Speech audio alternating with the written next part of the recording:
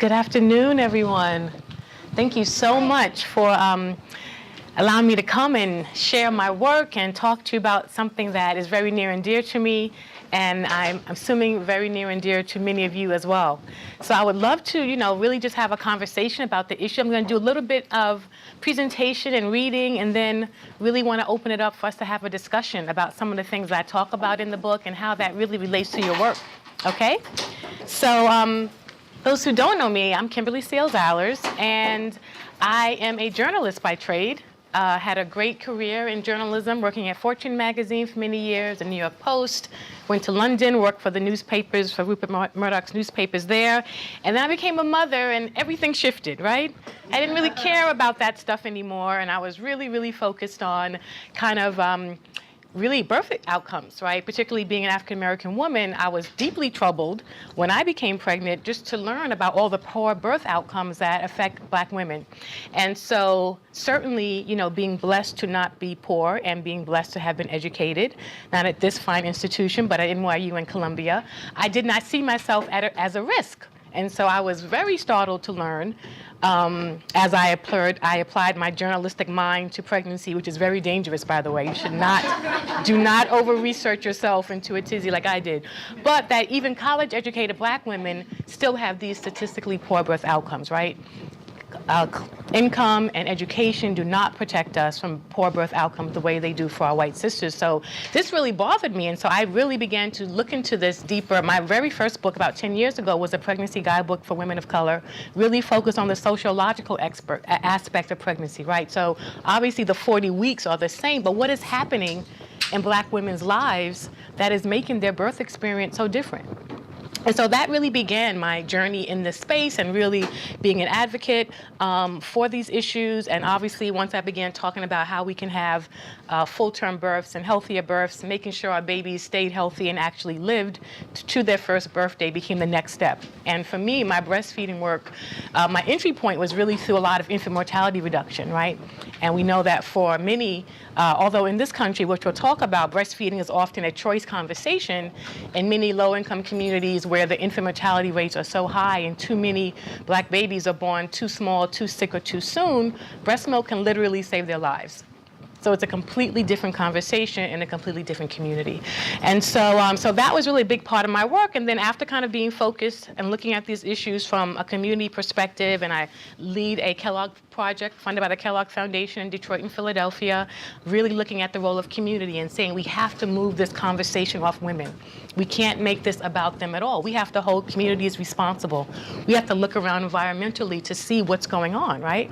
I pioneered this concept of what we call first food deserts. So in the food world, we know that we used to go around and say, hey, you should eat well and exercise, right? Which sounded good, but we forgot to check in to see if this was actually rooted in the context of people's lives. Like, can you easily access a banana? And is there a safe place for you to exercise? So now the government realized that that was great advice, but from a communication perspective, where I come from, a very overly simplistic message that was dangerous. And so we see something similar in the breastfeeding world, where we have gone around telling them they should breastfeed, telling it is best, but not checking in to see whether they have the structural, the family, the social support to actually do so. And so that's what the big letdown is really about. It's really about those structural barriers, all the things that kind of we don't see that go on, whether it's the commercial interests, whether it's the kind of historic role of medicine and the pharmaceutical industry, really even how our federal policy, we know that we are the only industrialized nation to not have a federal paid maternity leave, right? And so all of these things really set women up to fail at breastfeeding before they even begin. And so that's really what the big letdown is about. It's about the big things that we don't even think about as going on often, but can really have been proven to damage our breastfeeding experience. So with that as a little framework, I'm going to start by just reading a little bit from the introduction, because the introduction is a little bit about my story, and then we'll talk about some of the other kind of themes in the book. So I'm starting from the introduction. I am driving, speeding down the Grand Central Parkway in Queens, New York, wearing only a black T-shirt and some brightly colored pajama pants tucked into my Uggs. There was a screaming baby in the back seat.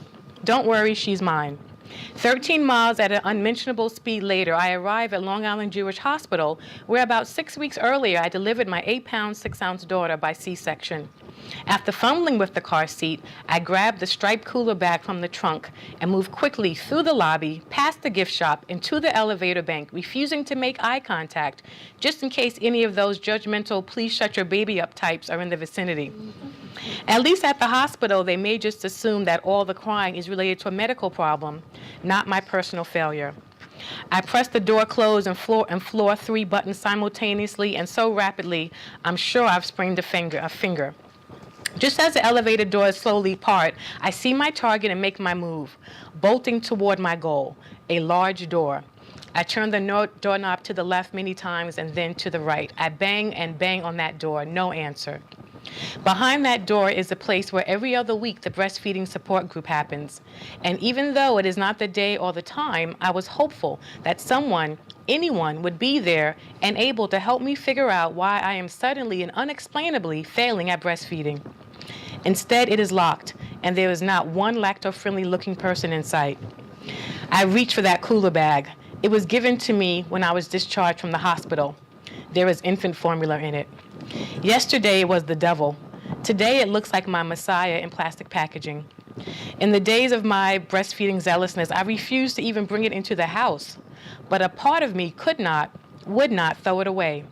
Just toss it, I said to myself. It's a subversive tool of the infant formula companies to undermine your breastfeeding success. I ranted to my then husband, who has never been known to turn away any sort of freebie, even a subversive one. But the nice nurse at the hospital has said to take it, just in case. And perhaps this is my just in case. How did she know? I sit there fumbling to make a bottle of formula with one hand while my breast continues to leak. My baby needs to eat. I am literally oozing food. Something clearly has gone awry here, and all of it feels like an act of biological treason. My first job as a mother is to feed my baby, and I am failing miserably already a mere 40-something days in. I educated myself, read all the books and blogs, prepared myself, even toughened up my nipples pre-birth by rubbing them with a towel. I don't think they still recommend that. Motivated myself, Shaka Khan's I'm Every Woman on repeat. Attended the support group, and still these actions aren't enough. At the moment, the experience of breastfeeding just feels absurd and pointless and ridiculously difficult and far more than I expected it to be, and I am profoundly unprepared for all these emotions. In the midst of my rambling and sobbing, a woman says, "Wait here, I'll be right back." No mention of the dangling breast and about to be poured formula setup station. She returned with the woman who led our support group. I was rescued that day by a kindly older woman. Her name, I learned, was Alice. And while the lactation consultant helps me hand express some milk to get baby Kayla settled and fed, Alice gets me a cup of water, rubs my back, and tells me her own daughter had a similar experience. In the end, a stranger saves me. Not the pediatrician who is technically responsible for my baby's health and nutrition. Not the OBGYN who apparently only cares about the contents of my uterus until it is emptied, but not 1 hour more. Not the budget-busting $100 an hour lactation consultant I paid last week, but who was unable to accommodate me on short notice this week. For the next hour, watching Kayla finally calm, suckling on my breast, looking at me, eyes brown and blazing, I can't help thinking about the past 3 hours and wonder if this is what the experience of feeding our young according to our biological norm is supposed to be like. If breastfeeding is natural and best, then why is it often so difficult? Meanwhile, the messages we receive about breastfeeding are completely disconnected from the actual experience millions of women are having. I mean, let's face it, me sitting braless and crying on a hospital floor does not jibe with any photo you have ever seen in any breastfeeding magazine article or advertisement ever, right? In the images we are shown, there are green meadows, there are colorful flowers, and blissfully calm women. Nobody is crying or cursing or dripping milk on their overpriced boots. No women on the verge of breakdowns making over the speed limit dashes for help. But this was me, and I soon learned there are millions more like me. Why in the land where we boast of American exceptionalism do we collectively suck at breastfeeding? And if there is some collective failure among women, is it biological or psychological? Or biological because of a psychological trigger? Breast milk, we know, provides unparalleled immunological properties. And as a sort of healthy eating enthusiast, it just made sense to me that what nature has provided remains superior to any artificial milk product made in the factory. But creating a map of those years of breastfeeding, not just with my first child, but also 4 years later nursing my second, would show a confusing array of lines running in all sorts of directions, like the streams of light after a firework explodes.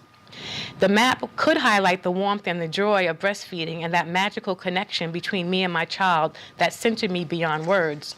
It could possibly pinpoint all the obstacles I ran into at the hospital or at work, but not all of the invisible cultural forces causing them.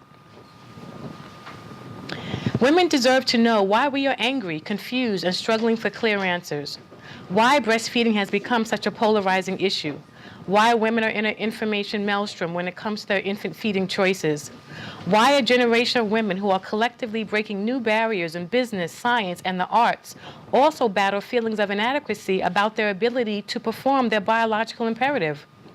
Why profit motive and other conflicts of interest often cloud out what is best for mother and baby. And why the policy changes, scientific innovation, and cultural forces that once aided in our collective advancement as women now seem to be spinning in a powerful and dangerous orbit around us, trapping us inward. The breastfeeding narrative, both historical and present day, is a cautionary tale about maternal bodies, good or bad mothers, and how our bodies are measured and assessed. Breastfeeding shows us all the ways as women that we have been imagined, constructed, created, and controlled by economics, science, the media, and other so-called authoritative sources.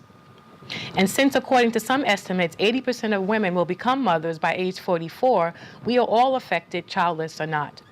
The breastfeeding narrative is also shaped by the history of the United States, from the impact of the Industrial Revolution on women's work patterns to a hypersexualized breast culture and the plastic surgery boom that makes boob jobs as commonplace as tattoos. Evolving feminist ideals and new expectations for marriage based less on economics and procreation and more on love, companionship, and shared parenting also play a part. Not to mention an increasingly industrialized and profit-focused food systems, where companies like Mead Johnson, maker of Enfamil, target infants from day one, and then companies like Monsanto pick up the baton not long after. For the past 5 years, I have been on a quest for answers. In the medical world, letdown refers to letdown reflex, triggered by the hormone oxytocin, which causes tiny muscle cells within the breast to contract and squeeze milk down the milk ducts toward the nipples. For a breastfeeding mother, the letdown is a highly anticipated moment. It is also a comforting body signal that your milk is flowing to your baby. For the purposes of this book, it refers to the unseen commercial and social underpinnings that leave women frustrated and confused from the early days of motherhood, battling in so-called mommy wars and caught between science wars. Falling back on my journalistic training, I've delved into fields as varied as pediatrics, sociology, history, feminism, economics, and pop culture to better understand the social history and modern influences, some subtle, some blatant, that affect women as infant feeding decision makers every day. I have visited doctors' offices, hospitals, childbirth educators, and corporate offices. I am less interested in the mechanics of letdown within us, as I am not a physician or lactation specialist, than I am with the letdown around us. The mother-child dyad is the most basic yet significant biological unit of humankind. And if something is occurring to contaminate that relationship on either side, whether that is by well-meaning activists or deep-pocketed drug companies, then it must be thoroughly examined. The outcome has a profound effect on the whole world, from the economics of squandering an irreplaceable resource to the personal and societal cost of compromised infant and maternal health outcomes. Most important, I wanted to know what we can do structurally as a society and collectively as womankind to ensure that fewer and fewer of us find ourselves speeding down that highway in the years to come. This is what I learned. So that's just something from the introduction. And so one of the things that I talk about a lot is when I give my speeches, I often say the revolution will not be individualized, right? And that's because we've spent so much time messaging women, and kind of feeding into this personal choice narrative that's very dangerous. When really, there are many, many structural barriers and social barriers that prevent mothers from actually meeting this goal, often when they even want to. So we have many things going on. There's the role of science, which we can talk about. The role of medicine, right? Big business, and that includes big pharma. which is extremely influential and very important to consider, even feminist ideals, and even the breastfeeding movement itself, right? I am a very known to be a breastfeeding advocate, but there are missteps that have to be acknowledged so that we can correct our course and make this message more inclusive and get more mothers on board. So I often say women don't breastfeed, cultures do, right? And that when you have a culture that supports breastfeeding, and not just in word, but actually in policy and cultural norms, then women will breastfeed. It happens very naturally, and people don't even think of it as an issue. When people struggle, it's because there are cultural forces that make it so difficult for them. That is often the case. So one of the first places where I start in the book was with physicians. I mean, doctors historically have become the go-to resource for mothers about mothering, right? Like we used to just ask our mom, or other women were our expert sources. And throughout history, which I walk through in the book, we see that changing, where doctors really inserted themselves into the process in a way that women had to rely on them for information. In fact, some of the earliest marketing of infant formula via doctors, the infant formula had no instructions on it except go to your doctor. And that was because of the collusion between the physicians and the infant formula makers to ensure that each of them benefited financially from making a substitute for mother's milk. You may be also interested to know that the whole history of pediatrics began as a scientific quest to replace mother's milk. That was its sole purpose when it began. So again, these influences are really kind of long-standing going on. And then what happens now? We know that doctors don't learn much in medical school about breastfeeding. And so these doctors don't know much to help mothers who ask a lot of questions, right? And then what has happened? Here's what I wrote. Where medical schools have failed to educate, infant formula companies have been more than happy to fill the gap. In the absence of independent medical training, doctors and mothers alike have relied on the commercial industry, the ones supplying and profiting from the substitute product, to provide so-called unbiased education and guidance. Every year, the Abbott Nutrition Institute, and Abbott is the maker of Similac, hosts conferences to educate thousands of physicians and nurses on infant nutrition. This is like going to a Toyota car dealer to learn about the benefits of a Buick. Or imagine thousands of licensed dietitians being trained at a McDonald's Nutrition Institute. Women can't be supported by doctors who themselves need support in receiving independent breastfeeding education. And so a vicious cycle begins. Doctors don't talk much about breastfeeding because they still don't know much about breastfeeding. But not talking about breastfeeding leaves mothers with a perception that their physician is not wholly supportive, which studies show influences their feeding behavior. In turn, mothers likely won't talk much about breastfeeding to a doctor they sense isn't supportive of breastfeeding. In the end, nobody is talking about breastfeeding. And it's the babies who pay the price, right? And so the physicians play a key role in really trying to kind of break this silence and really being willing to acknowledge that this is an area where they could use more help. And the information should not come from the companies who have a commercial interest in the substitute product. It makes no sense, right? But this is what's been going on. And so many mothers, they have one simple problem, and all the doctor knows is to tell them to stop breastfeeding, right?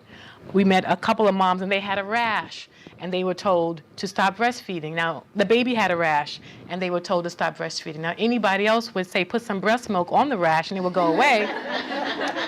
It is not a reason to stop breastfeeding, right? Breast milk can fix that usually. So again, this lack of kind of information from the physicians is a big issue. And so in the space of that, women's breasts and our bodies and our babies have become big business. Big business. It was fun, but a little scary to kind of go back to my Fortune magazine training to really dig through these corporate documents, these annual reports, how much money is being made, right? And so we really have to figure it out. So one of the things that was fun for me was going through, this is the CEO of Mead Johnson, and they make Enfamil. And some of his analyst calls that he has with Wall Street, analysts who cover his stock are really interesting. So in this comment, which I found really noteworthy, you can see that he is talking about an increase of breastfeeding in the United States, right? Okay. Now, we'll be watching closely to see whether the improvement in unemployment trends will cause this trend, being the one that increased breastfeeding, to abate somewhat. So he is hoping that more women going back to work will decrease breastfeeding, because he is aware that that is a real challenge. And so here he is betting on increased employment among women as something that will help him sell more of his product. So he's aware of how difficult these challenges are for women, and he's counting on it for his profit. Very scary. He also said that he had 70% of the women who are giving birth. Yikes. Do these women know that he has their information? which he calls... How did they get that? It's very stealth marketing. And watch your Google. So he calls that a fantastic asset. I don't know. I'm not really sure about that. And this one was particularly disturbing because he was talking about this idea of disruption and acting like a startup, which I don't think any infant formula maker should do. But that really you should be, like, whether you sell infant formula or you sell beer, you should think the same way. How sad, right? Nobody drinks beer every day, 4 times a day. At least I hope not, right? But we know that infant formula for some babies is their sole source of nutrition. So you would think that the regulatory and the standards would be higher, but they're not, right? But they're not. And so here we see that the profit motive and the commercial interest around a multi-billion-dollar business is really staggering. Now, we know we live in a commercial world. We know we live in a capitalist society. And of course, we need infant formula, right? We need it for the babies who need it, and we must have it. But should it be a growth industry to these numbers? I mean, these companies are posting year-over-year revenue growth that Apple would love to have. Wow. Yeah, it's really staggering. So, I always ask the question, at one point, does what you have to do to make profits border on profiteering? Profits, okay, but when it comes to babies, are your tactics really more like profiteering? Because that's where we need to draw the line and perhaps make a little noise, right? Because some of the tactics that they're using to produce these year-over-year growth rates are a little bit disturbing. One of the things that they've effectively used is an old business school tactic called fear, right? FUD, fear, uncertainty, and doubt, which is basically was kind of pioneered by the folks at IBM, and it's all about making your competitor feel afraid. This was also successfully used with the tobacco companies, right? And what did they use? Even that, we finally saw that smoking gun email that said, doubt is our product, right? Because as long as they could create the doubt that smoking wouldn't kill you, they felt like they could be successful. And so we see very similar practices among the infant formula companies. They create fake institutes, they create fake science, and then they market doubt. They make mothers feel, just in case, right? Sure, you should breastfeed, but just in case you don't, we've got something for you. And so women are feeling as if their body is on enough to feed their babies. And so these type of marketing techniques and what they're doing behind the scenes is very, very dangerous. And because, infants are involved, it to me is even more reprehensible. Another thing that's really interesting is this dangerous ingredient marketing. So we know in the food world, in the nutrition space, right, the idea of marketing ingredients is not okay. So you get a bar and it says, oh, it has all this fiber. But they don't tell you how much sugar they put in to get that fiber, right? Or, oh, it has protein, but how much salt, right, that they have to crank up. And we also know that how you get protein, fiber in a natural source versus a processed source are 2 different things. But these infant formula companies, they market ingredients that are similar to components in breast milk, but don't talk about what they have to do to create that. I mean, one of the processes involves rocket fuel. It's just disgusting, right? So again, but mothers are confused because they see these infant formula packages and it says it has this like breast milk. I get so many emails of women asking me, what's the formula with the breast milk in it? And it's just very sad. There's a ruse to confuse women, which is dangerous. And again, it's the babies who pay the price. So this dangerous ingredient marketing, which we know many nutritionists are speaking out in the broader food world, is also dangerous for infants because nothing that you can get made chemically is nothing like the complexities of breast milk, which they can't even understand yet, right? So very dangerous. Another area that was really interesting is the area of science, right? Science is becoming increasingly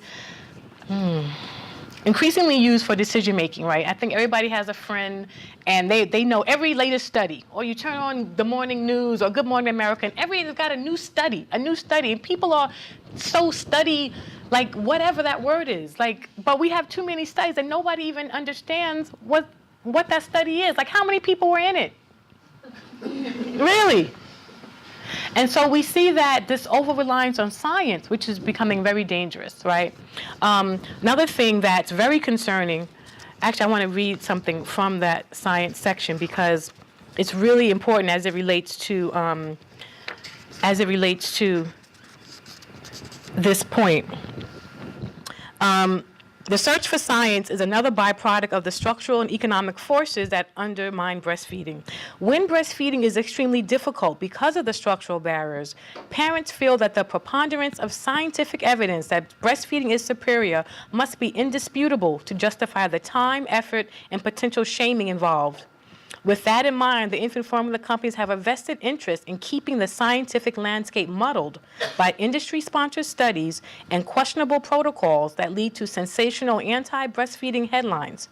In the end, science is yet another source of unclear information for mothers, letting them down.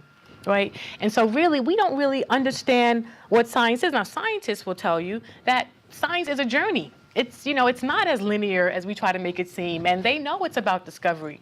But as consumers who haven't been properly communicated to about science, we take it as the end deal. Like this science is conclusive, which is not really what science is at all, right?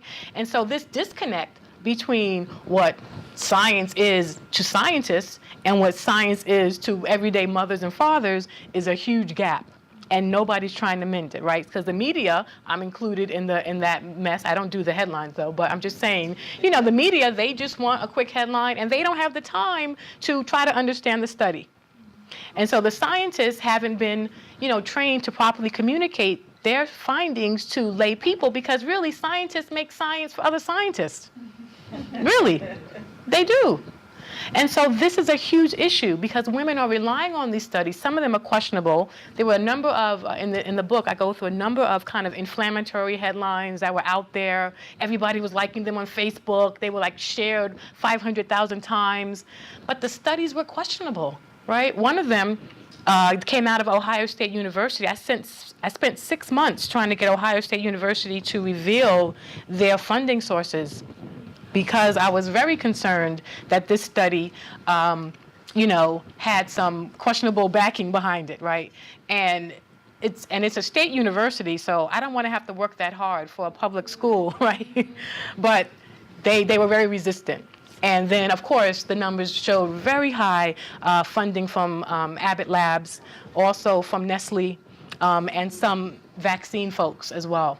So again, this is what's happening. Right, even on the university level, right, that these industries are looking to sponsor research, and so the scientific field is being muddled. So recently, when the USDA came out with their most recent guidelines for adults, there was a lot of concern around nutritionists because there was new recommendations about eggs or something, right? And they felt that the reason why this recommendation came out is because there was a policy decision that was based on industry-funded science. So what happens? This bad science leads to bad policy. It's very dangerous. It's very dangerous.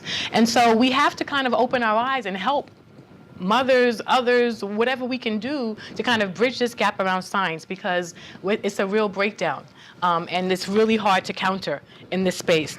That one study that I was referring to was about siblings, and the researcher had compared siblings who were breastfed and not breastfed, and basically said that, there are only 3 areas. There was a real minimal difference between the 2 siblings. Now, if you read the footnotes, the siblings didn't even have to be biological, which is odd.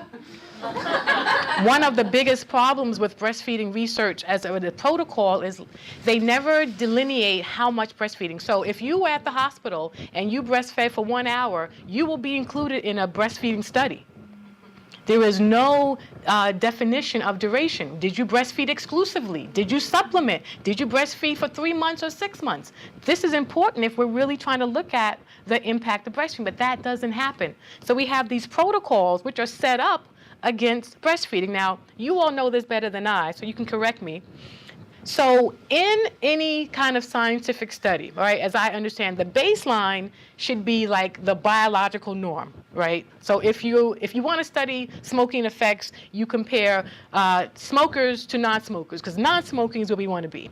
But in breastfeeding research, it is always breast milk that has to be proven to do something better than infant formula.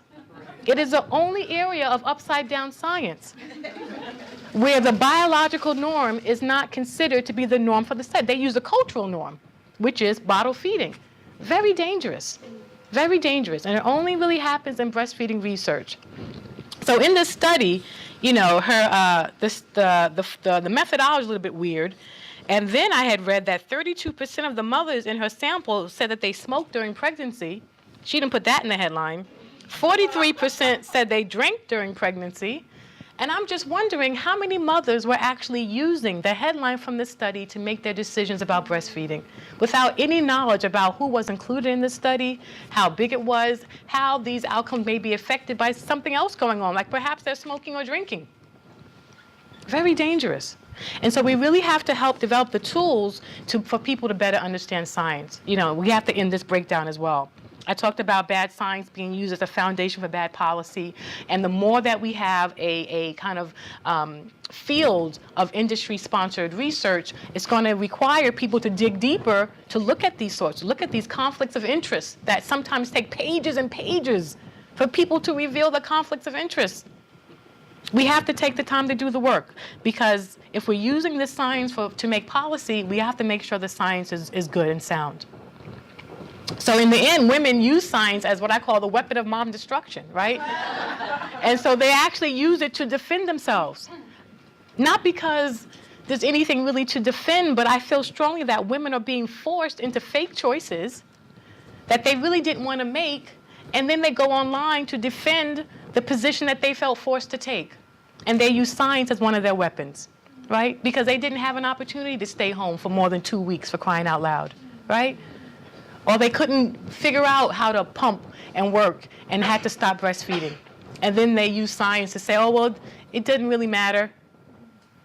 It's very dangerous, right? And so science can be such an important, ally, such an important ally for the work, for mothers, for all of us to really get our public health right. But instead, it's in a really not so great state right now.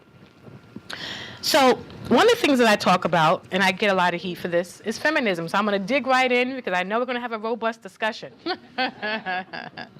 So what's feminism got to do with it? Well, I think that if we look back historically, you will see that in our very important and earnest quest to be like men, we forgot to fight to be viewed as equal to men.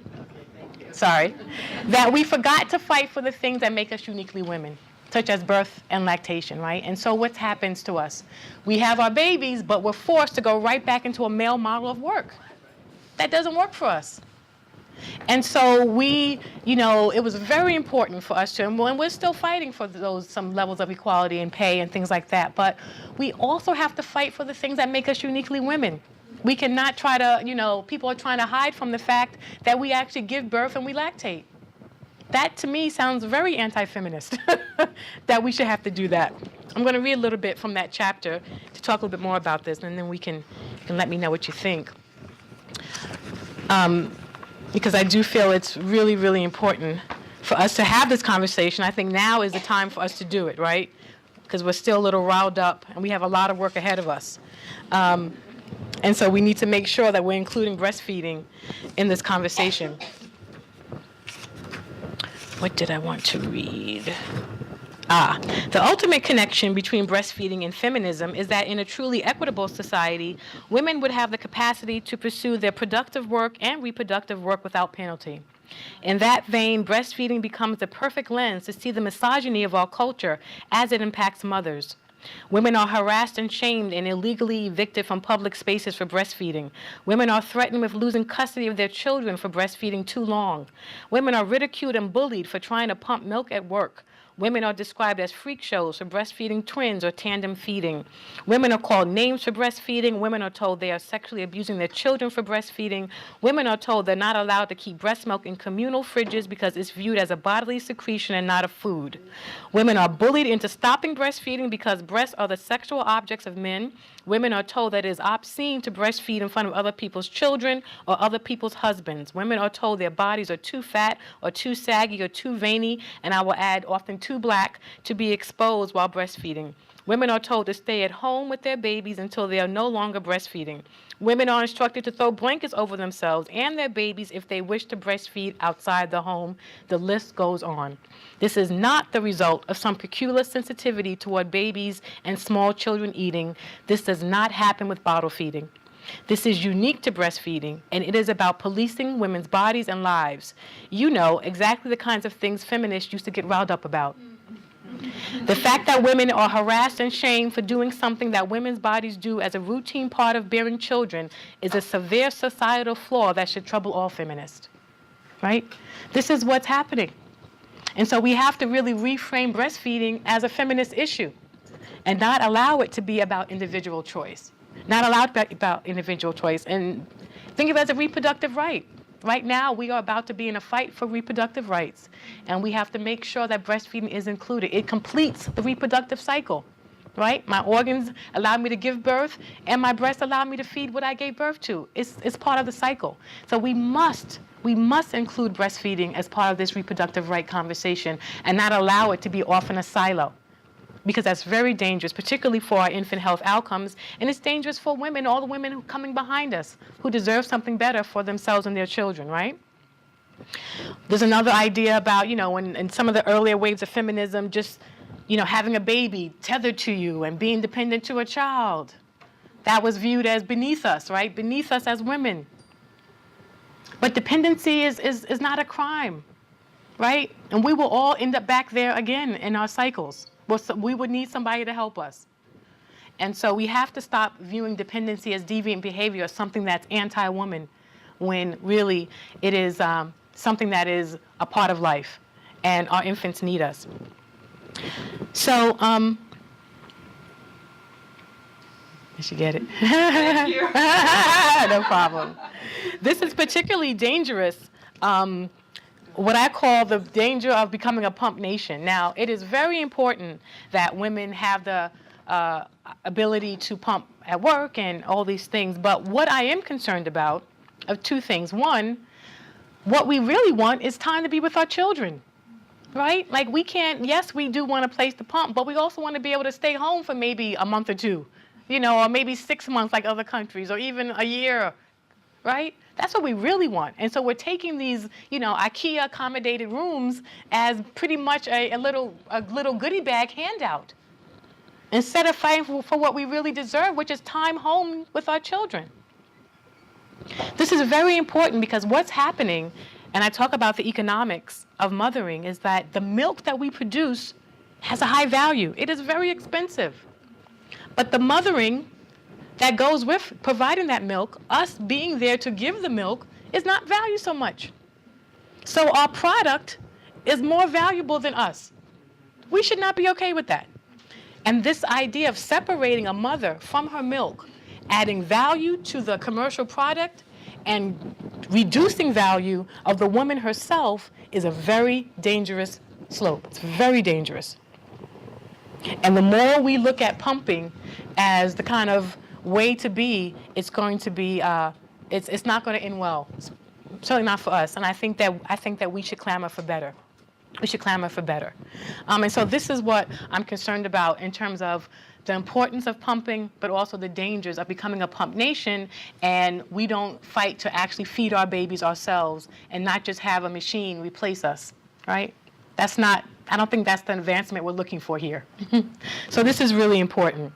And also, I always say breastfeeding feels good. We have a problem saying that, right? Like, breastfeeding releases oxytocin, which is the same hormone from our orgasm, okay?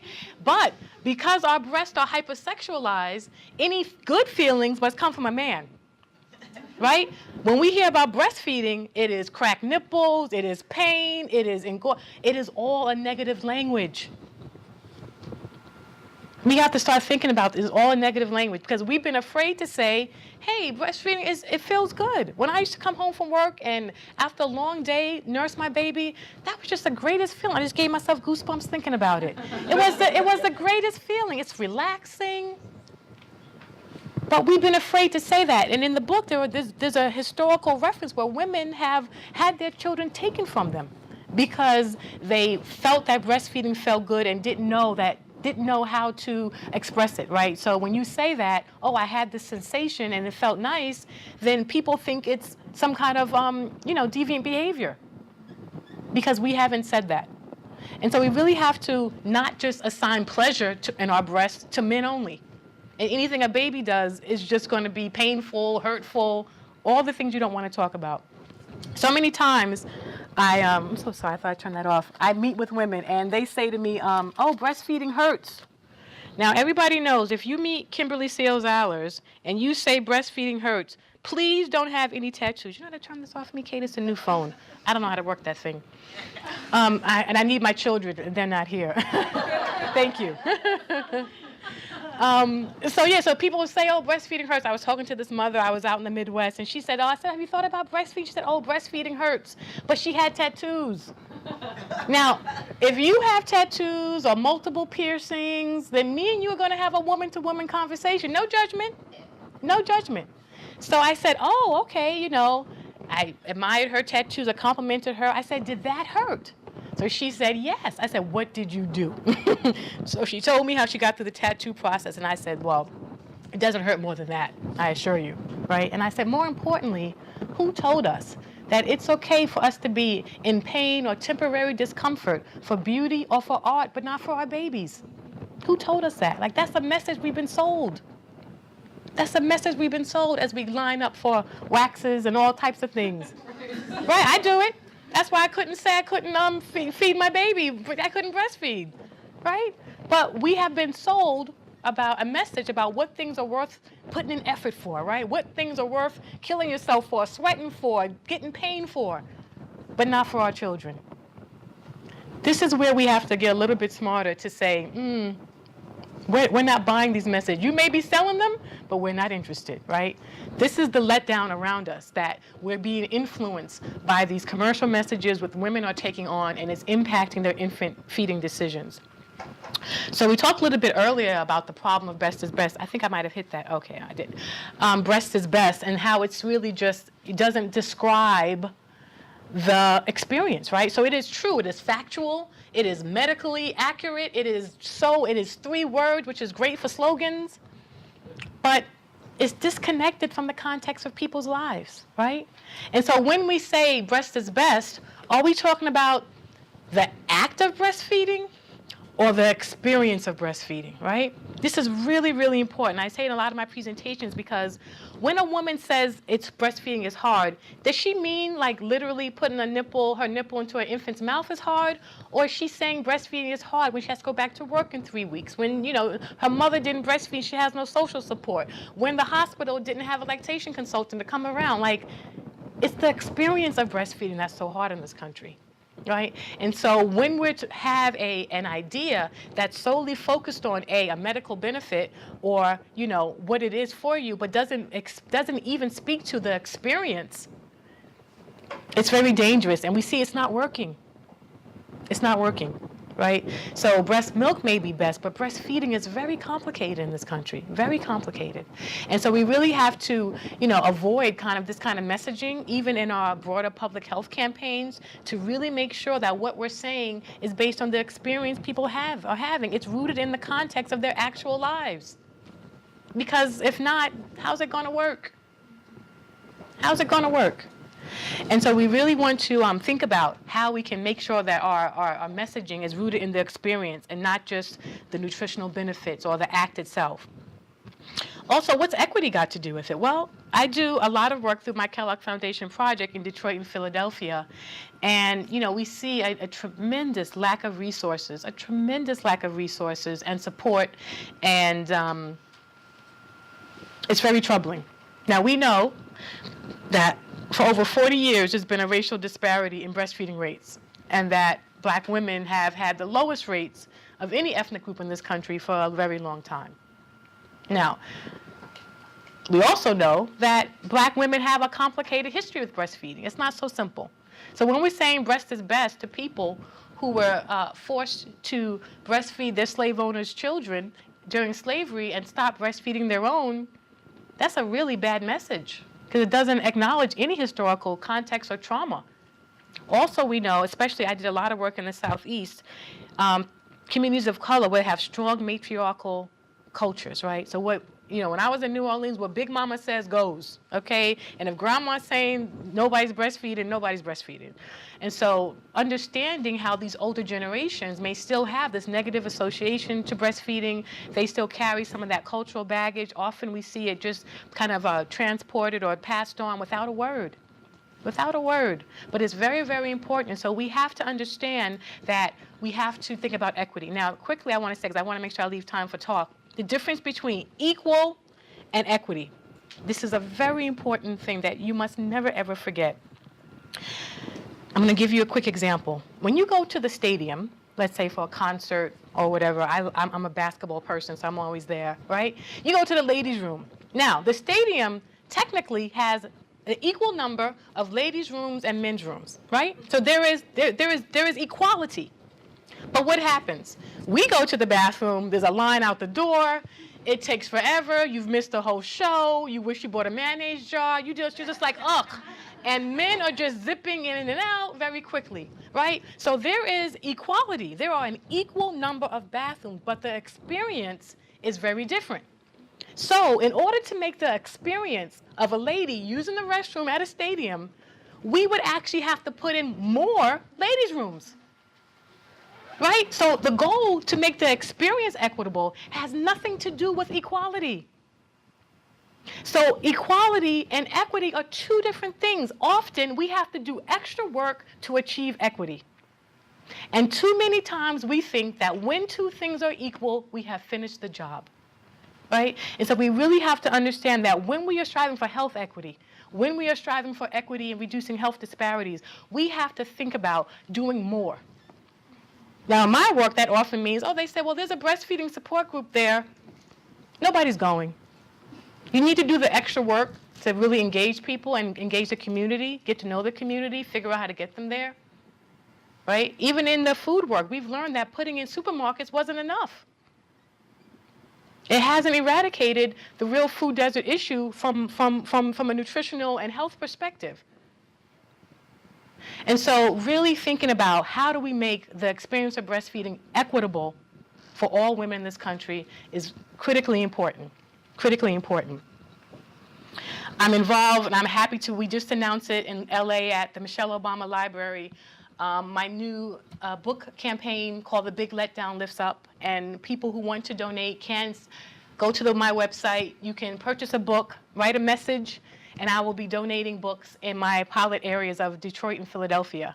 So I hope you all will think about contributing to that. We're real excited about bringing this important resource because when we're talking to women about breastfeeding, we have to educate them about the big picture too, and we can't assume that they don't need this information. So I will love to tell you more about the Big Letdown Lifts Up. Lastly, I lay out some plans in my last chapter, which I won't go through, but two that I wanted to bring out for this audience is the importance of policy, but so are people, right? And policy must be connected to real people, or it's just not going to work, right? If we're really talking about affecting policy that can have systemic change, then we really have to get rooted in community. We have to understand what people are thinking and what is really driving them in their decision making, which leads me to lactation may be biological, but breastfeeding is behavioral. And so as we increase our knowledge of breast milk and its complexities and breastfeeding and its benefits, we also have to improve our understanding of women. What actually drives them? What are they thinking about? What's important? Perhaps we've been saying all the wrong things. And certainly our recent election showed us that we don't know women the way we thought we knew women, right? We have to acknowledge that. We have to acknowledge that. And so what do we really know about what is driving decision-making for women and how we can apply that to the work that we're doing so that we can really improve change? So I'm going to pause here because I really want us to have some time to talk. And I'm trying to think of, well, most importantly, I feel like by us all coming together, that we can really end the letdown, that we can create a new environment for our children and for my daughters and for your daughters and for their daughters. And we'll be talking about this time when we had to have this conversation that's now obsolete. That's my dream. So I'm going to stop there.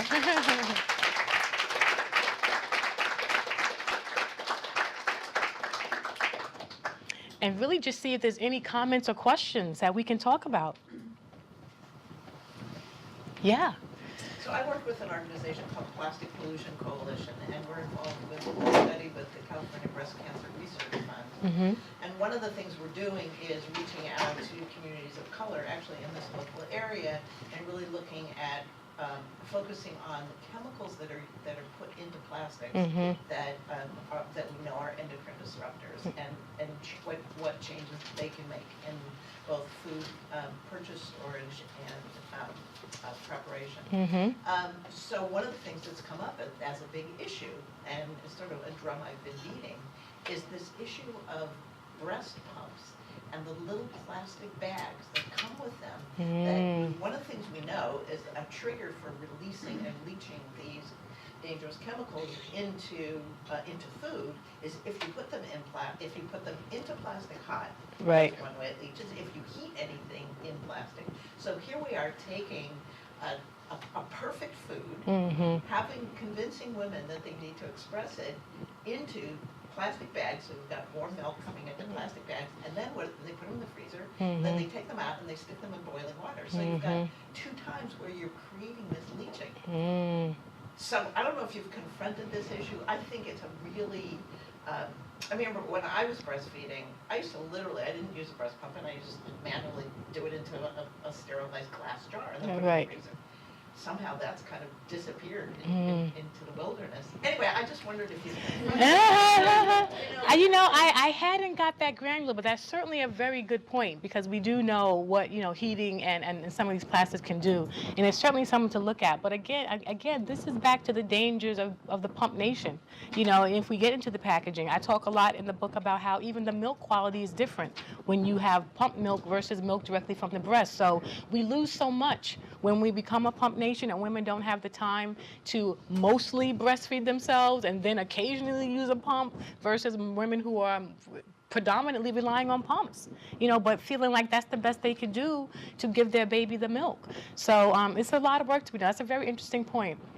Yeah, I love to talk about that. Along the lines of the pumping thing, it's my experience in Low these many years working as a postpartum doula that my moms who are going back to work or have been coached to pump early on to increase their milk supply, there's a tremendous amount of mastitis that women are experiencing. That's really, it's like, oh, mastitis, your boobs are, no, it's a serious illness. Yeah, and it could cause infection. When you have, a serious infection inside your breast, it's very concerning. And yet I've worked with moms who, because they've become what I'll use a quick term, addicted to their pumps, because they get full and they feel like it's just a desperate situation and they just have to empty those breasts, and they haven't regulated with their baby. Right. That we've, again and again and again. Well, again, the machine, nothing empties a breast like a baby, right? And so the machine is not going to empty your breast, right? And so they may feel that they are emptying their breast with the pump, but they are probably not, which is just maybe adding to their feeling like they don't need to feed again because they use the pump when they really haven't emptied the breast. And so, again, the idea that, a machine can replace the natural processes, of how a woman's and her child's rhythms are made to work with each other is just not true. And it's very dangerous, and you're right. That's a very serious infection, and it's very painful. Very painful. And so again, this idea that, kind of our natural mechanisms can be replaced by a machine are just not true.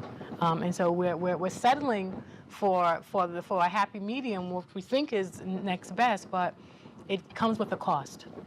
Yeah. No, you in the pink shirt, hi. Yeah, I thought it was really interesting how you talked about only is breastfeeding not the biological baseline in scientific studies. And that is just mind-boggling that we've kind of flipped the script on that. But I think the larger issue is changing culture where scientific innovation is kind of like the dream, right? So that's what infant formula has been idolized to be, this improvement on biology. How can we flip the script, and compete with all the money and the big messages? I'm sure you talk about this. Yeah, I do. But it's hard to compete with the money. I feel that the movement has to be woman-led. That ultimately we are consumers, and when we ask for more and demand more of our physicians, and even for the infant formula makers, they will have to listen. So I think that the movement will have to come from women kind of having this awakening, and I think we're at a place of awakening for right now, and really clamoring for that. On the science level, I agree. We have to start asking, what do we, what's the innovation we want to be focused on? Let's figure out cancer, let's save that for the real challenges of life, not how we feed our babies, there are things that we absolutely want scientific innovation for, and there are places where we ought to say no thank you. Because when there's no interest in it, we're not really interested in having to prove that the way the species has survived for millions of years is better. Don't waste our money on that. Don't waste your money. We're not interested. So there we have a consumer voice too. But because these studies do get so liked and passed and they get these headlines, that feeds the idea that I can make money. I didn't get into, which I talked to in the book, just about even scientists, their pressure to produce studies, their pressure to be kind of in the media. So there's that going on as well. So lots of factors that are colluding against mothers and babies. So we have to start talking about them. I want to move to her in the back, and then I'll come around this way. Hi. You did talk about this concept of creating a problem. Mm-hmm. And that somehow breast milk had become a problem. What I love is that you're not just data mining, but thinking about the history and maybe backing up before breast milk with pregnancy and pain. Can you just talk about that a little bit?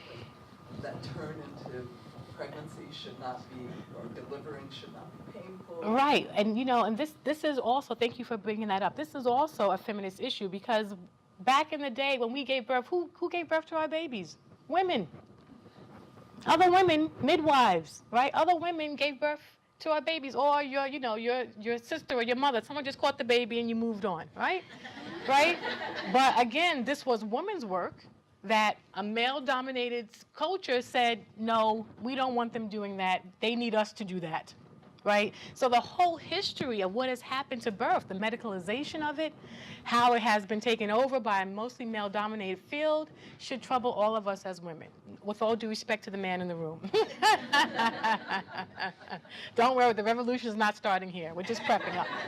But I think this history is really important because it continues, right? It continues, and we have to kind of look at, there were some times, I talk about there were some times when women clamored for a change, and sometimes we have acted to our own demise. The twilight sleep era, if you look at that history, and when we were, but that's when we were told that pain was a terrible thing, So again, this fear, which is pain, they still market fear, which is how they get us to take the drugs, which helps the big pharma companies, right?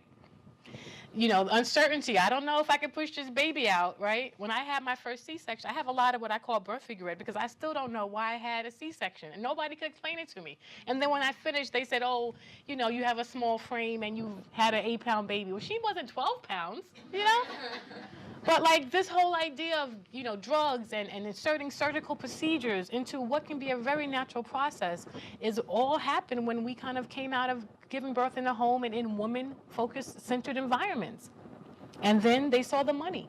So the historical context of birth and breastfeeding is really eye-opening for anyone to really consider. But it's a very important point, and it leads to how profit motive trumps what's best for us and what's best for our children. Because the answer is always in the money. Yes. Thank you, first of all. Such a great group of people. Thank you for speaking. Yeah, my pleasure. My name is Sarah, and we've not met yet, but I'm the Deputy of Public Affairs for the Mother's Note back in San Jose. Okay, great. And so something that I love that you addressed, the elephant in the room, feminism and feminism, as we like to Yep. refer to it. But in our work, working in the milk bank, so much of the questions are, what do And it's a value to whom? To infants that are dying, to infants that are receiving no contact medical, to all of that. I know that you know a lot about this through your work. But I wonder if you might tell us a little bit of your insight around where milk banks, like a blood bank, can play a role in that value, personal value, not monetary value, in terms of communicating to women the value of the milk. It's so important. My concern is that because commercial value has been attached to the milk, women have now to use their own value system to decide whether I'm interested in the commercial value of my milk or my personal value of my milk, like the feeling of helping a sick baby, right? Because there are two ways to go. If I have extra milk, I could sell it on the internet and make some money, or I could donate it to a milk bank for a sick baby. Now, these decisions, these choices, may be based on economics, right? Who actually is in a position to donate? And who might be interested in the commercial interests that are now tied to the milk? So these are all questions that are different for each woman based on her personal situation, her socioeconomics, right? And so we have to start looking at this as, you know, there are other factors that are very real for people, right? Look, again, in the context of their actual life, am I in a position to give this very valuable thing that it took me a lot of time and effort to get out of my body, am I in a position to give it away? Or do I need to think about this as a way to support myself and my family, right?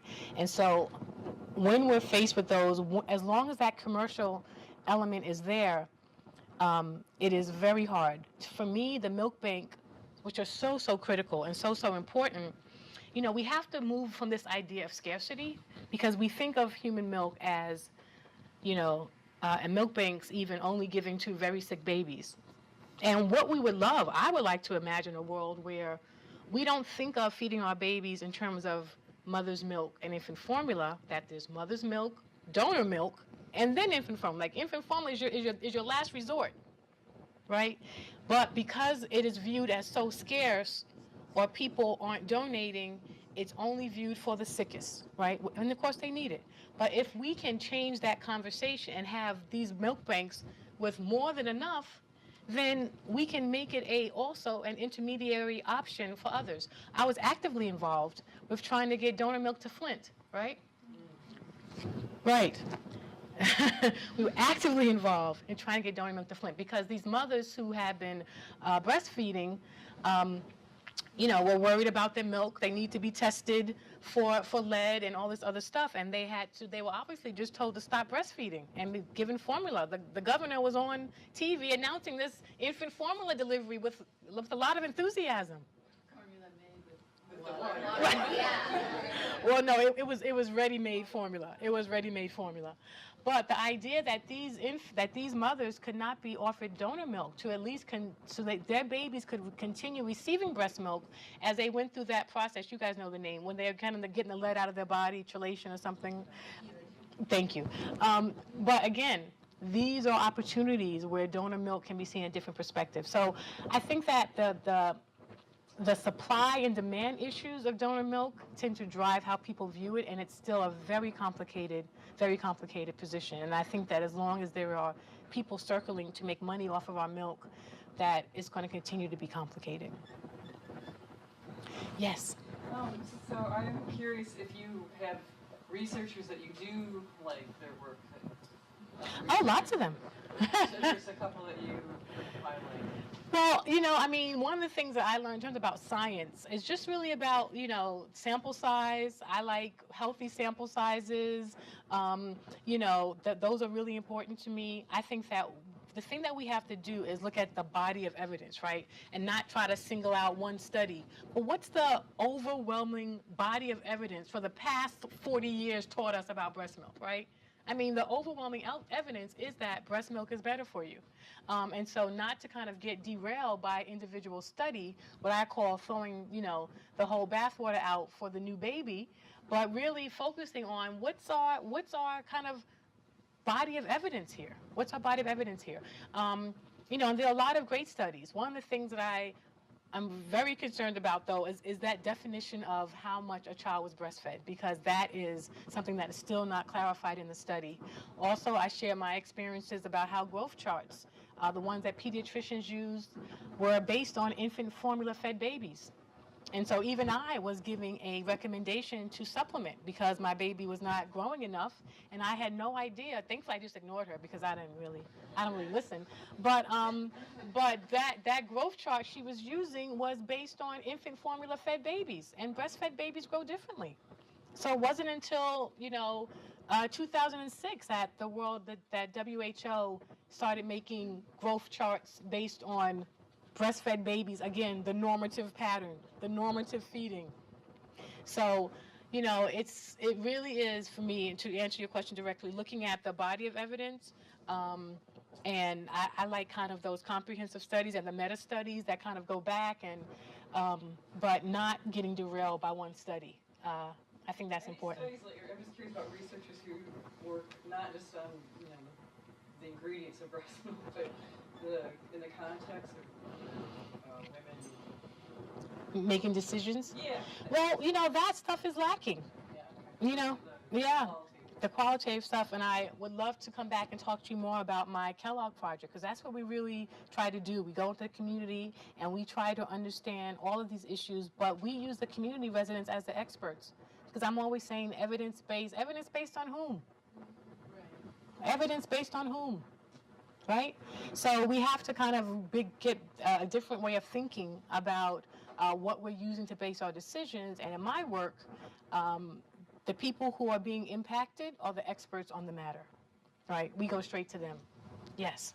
I'd like to just mention resources. There's the Journal of Human Lactation as a good resource, and there's the Academy of Breastfeeding Medicine's journal, which is called Breastfeeding Medicine. And then there's another one called Clinical Lactation, which has a lot more kind of studies about less hard science with more of the psychological aspects of women's choices. But all three of those should be in the library and accessible.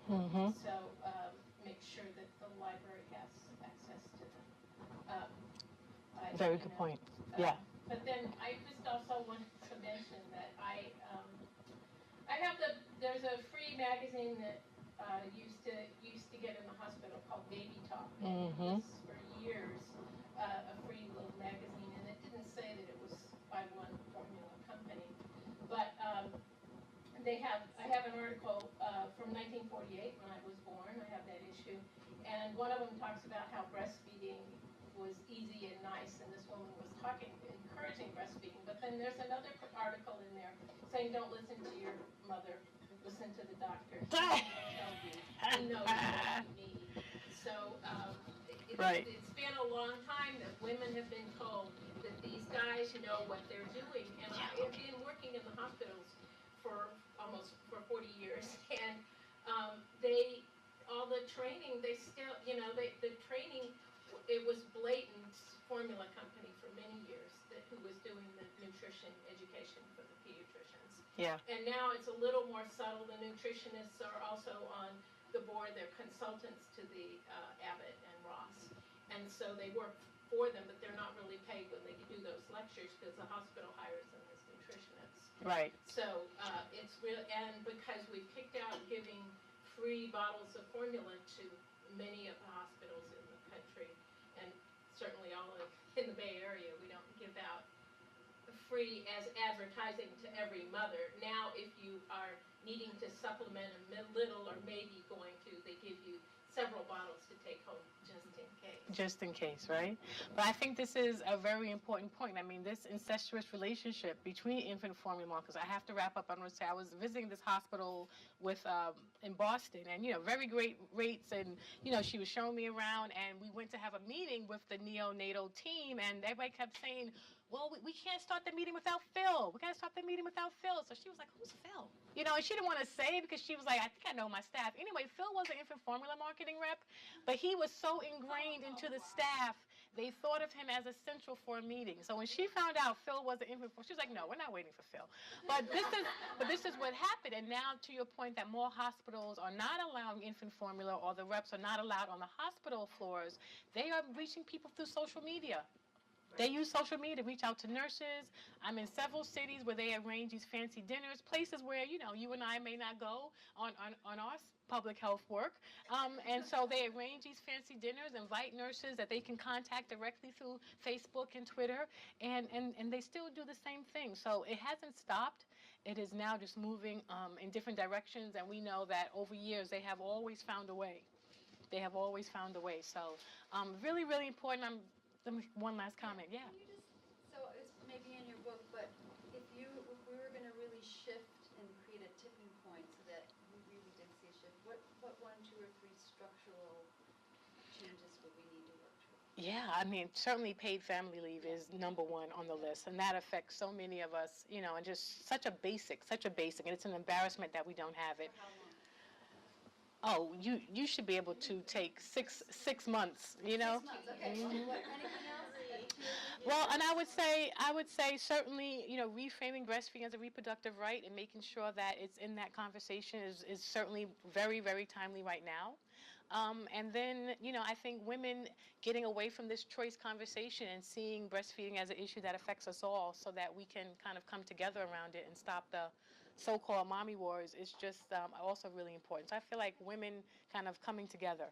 I want to thank you all for your time today.